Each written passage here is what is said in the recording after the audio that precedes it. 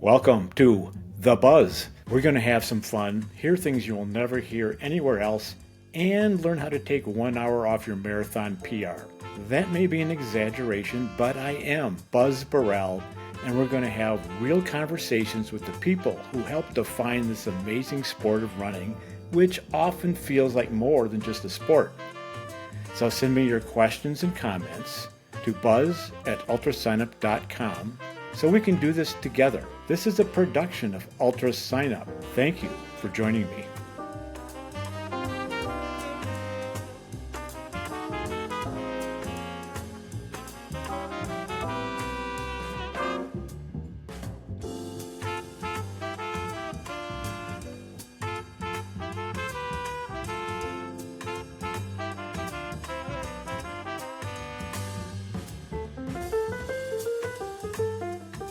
This episode is brought to you by Wahoo Kicker Run. Their sponsorship made this episode possible. Wahoo Kicker Run is a very high-end treadmill, a game changer for indoor training. It has run-free mode, so the belt automatically adjusts to your pace based on your position with no buttons or fuss. It's the closest thing to running outside without going outside. And you can train for running in the mountains, because the automatic grade control mimics real-world terrain, shifting from a negative 3% decline to a steep 15% incline. In case you're wondering, I am a big proponent of treadmill training. I personally go to the gym once or twice a week in the winter and during inclement weather, and treadmills are great for tempo runs, for uphills, and they help improve your running form. So check out the Wahoo Kicker Run at wahoofitness.com. Hi, I'm Hillary Allen. I'm here with Buzz Burrell at TrailCon. I just came off of a Triple Crown run at the Broken Arrow Sky Race. I also qualified for the World's team in the vertical. I'm so excited. I'm a trail runner for Brooks. And yep, here we are. Here we are. Hillary, so good to see you again. I'm sorry we're not going to be able to go for that bike ride around Lake Tahoe tomorrow like we were thinking of doing. Yeah. But you got things to do, places to go, people to meet. And congratulations. You heard Hillary say that she made, I'm not going to tell her your age, that's very impolite, but she's It's out not there. 22 years old, and she made another national team by finishing the third American woman in the vertical K. That means you climb a vertical kilometer in a very short distance, very hard distance. So congratulations. Thank you. So our theme here, we're at Tahoe Trail Week. We're rebranding it. And a lot of people are here. People come from all over the world. Yeah. And we have a little theme going here about female participation in sport, which is you. It's me. You've been doing this for 12 years. Yeah. You've been really working at it. You're the girl also who almost died. You fell off a cliff and you're still back for more. Yeah, I am. I've been competing in this trail ultra world for 12 years. And I will say it's actually, you interviewed before, Anna Frost. She was one of the legends that got me into the sport. And I think it was actually really important for me to see other women crushing it and doing well. And then it made me curious to say, oh, okay, she can do it. Then maybe I can. There you go. And I've had the pleasure of racing against Anna like many times. And yeah, she's an incredible athlete. And then it's cool to see, she's had a baby and she's still in sport and kind of leading the way in this like running tourism kind of thing. But I have so many stories, like when I first started trail racing, and particularly in Europe, because I would do a lot of sky races in Europe, where they would pay, the prize money to the top 5 women and through the top 10 for men. There's a disparity. There was a disparity, but it's really cool to see it change now. Fast forward 12 years now, I feel like some of the most competitive races have been the women's races. And the depth is just as deep, if sometimes in races not deeper than in the men's race. And that was certainly the case for these 3 races I competed in over the weekend.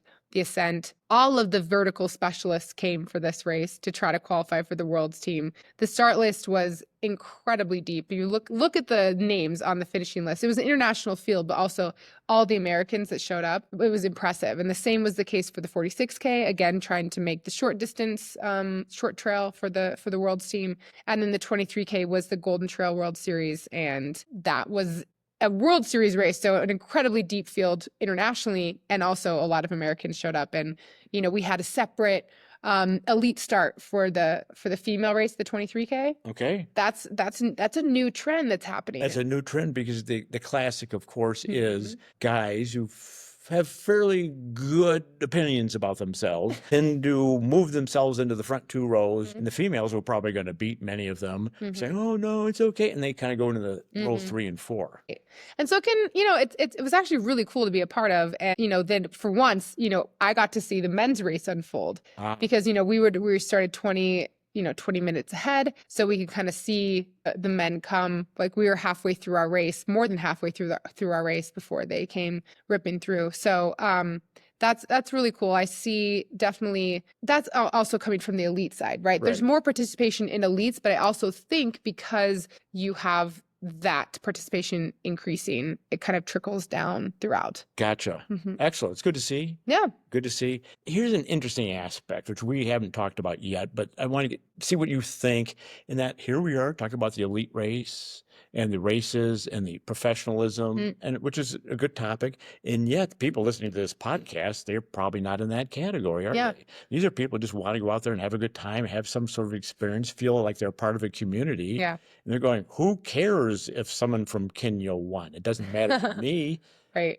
So how would we relate this? I mean, is it just like it's one big pyramid and everyone's a part of it? Well, I think so. Yes. I mean, I think it all trickles down. And I think more money coming into the sport with the professionalization of the trail and more brands coming in, as we've seen here in Tahoe Week. I think that's actually really important for we see just increasing growth all around. Mhm. And you see that at the top end as well as just throughout the entire pyramid. Okay. I've also seen this. I'm a coach. I also see this with the athletes I coach, that there's an increase. People are really interested in trail. They're interested in figuring out, it doesn't have to be ultra, but they're interested in trail running. I train, runners who run on the road, and then they become interested in trying trail running. And so I see a growth of it.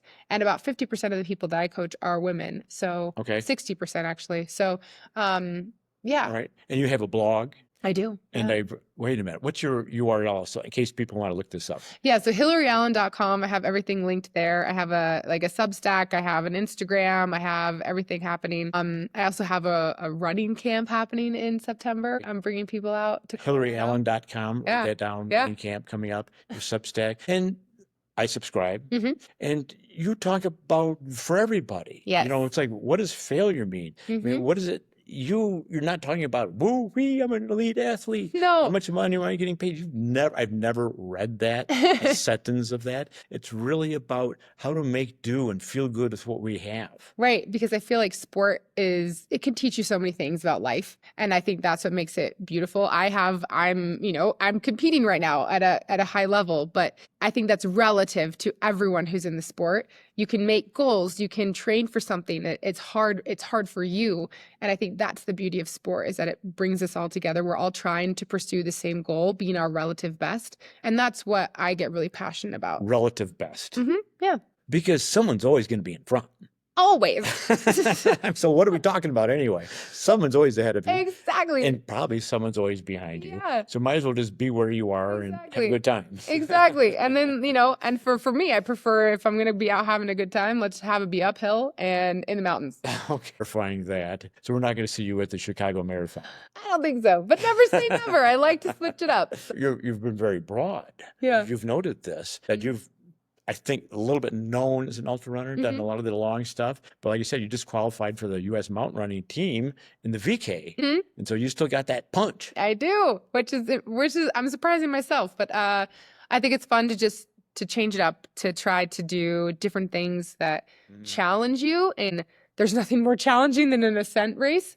But I also think it's just so fun. I think it's fun. I personally. really enjoy that. I love VKs. Yeah, so great. They're simple. They're so simple. And you just run uphill and you just taste pennies and you just try to go for as long as you can. You put the pedal to the metal and To see what happens. there's no real tactics. Exactly. And then they're coming from, I've raced 100-mile races, 100Ks, 50-kilometer races, 80Ks. And there's, especially, the longer distances you're running overnight, there's a lot of these other confounding variables, which is fun to problem solve. But yeah, I really like just challenging myself. And I mean, to quote you, Buzz, if it's not fun, then why do it? Thank So you. Thank you. I'm glad I'm noted for that particular comment. yes, you are, especially in me.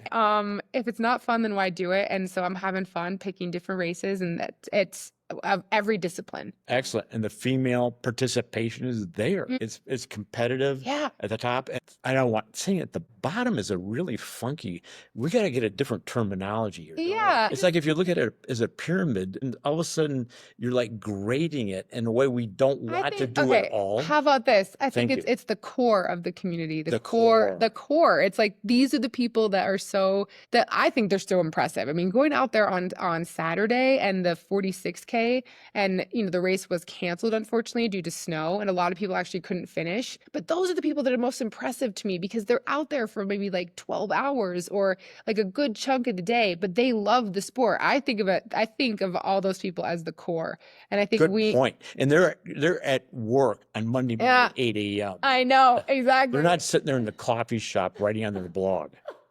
Oh, sorry. But no, I also have like 3 other jobs, but still. Okay. Exactly. I don't maybe work a 9 to 5. But still the core, I think, of our community. And I'm excited to see, I mean, I think that's growing. And I mean, that's the most exciting thing that I see. The female percentage continues to come up. It does. And they continue to be welcome, much more inclusive than it ever used to be. Right. And I would actually encourage more female participation as a coach. Like if you're curious about trail, try a VK. Try these shorter distance races where you could race in the morning and be home by noon. Right. I mean, that's where it's at. If you're coming into it saying 100 miler, it's like, wow, that takes a lot of time. Yeah, and you can do that too. And you see the increase in participation with that. But I think in order to kind of get just an overall bump in it, I think and I've seen this too now, of a trend of, especially the team on Brooks that I'm a part of. Yes. There are more people coming over from the collegiate world, the track and road running, over to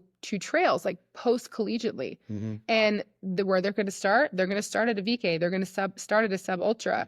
And that's actually where you do see more female participation. And I think it's really cool, because there's a lot of fast and talented athletes. They're fast. They're coming into the sport with pace. Oh yeah. Well, going back to what you said about core, thank you for redefining that term, because otherwise it gets a little weird. Yeah. I mean, like the bottom of the pyramid. You don't want to be at the bottom of the pyramid. Well, that's where the fun stuff is. Isn't that where the bread is? Oh, okay. So the core of the sport, let's keep in mind when we're talking about professionalism and contracts and things like that the core of the sport are the ones buying the shoes, so that the sponsored runners can get free shoes, and the elite sponsored runners can get free shoes plus get paid. Unless you have the core runners, they got nothing. Right. I mean, they are supported by the core runners. Yeah. And then it comes full circle. I get the chance to then test prototype shoes, and then, hopefully make some good ones for Brooks. Has some really cool shoes coming out. But yeah, it's like this whole, it's this whole cycle thing that, we all contribute to. So yeah, that's why I think about it. And trail running is really cool, because what other sport can you run with the elites, on the same start line? You're totally right. It's really cool. It's very egalitarian. It's very inclusive. I mean, someone like me, like you said, you told the starting line. I was at Cersei all last year. There's Killian, there's everyone else, there's me. Of course, Killian finished eating lunch before I finished the race. But technically speaking, we were in the same race. Yes, you were. And it would be a big group run led by Killian. That's one way to look at it.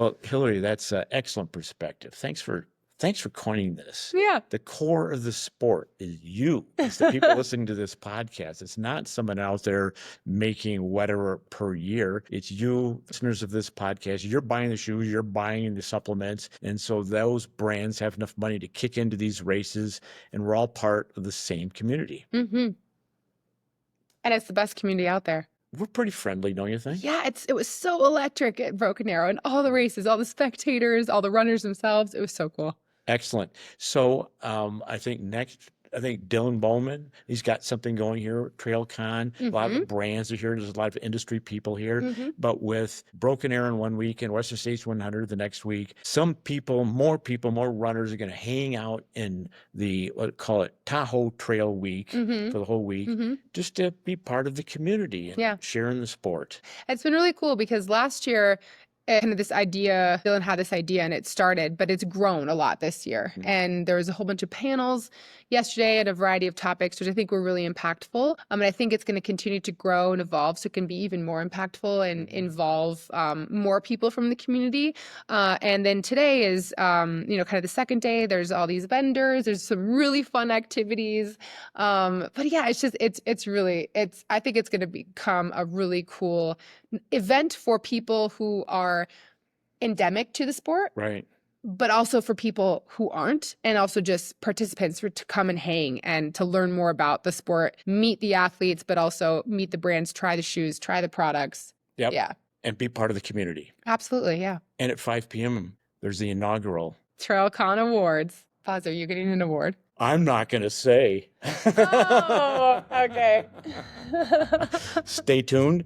Thank you very much, Hillary Allen. Thanks, Buzz. It's always a pleasure. Thank you for joining me. I feel like I'm with all my friends. This is Buzz Burrell, and I'll be back 2 weeks from today, delivering more thoughts you've probably never heard before. This podcast is a production of Ultra Sign Up and releases every other Tuesday, alternating with The Trailhead with Zoe Rome and Brendan Leonard. If you've enjoyed this, please subscribe and click that button that says 5 stars, because that helps other people find this.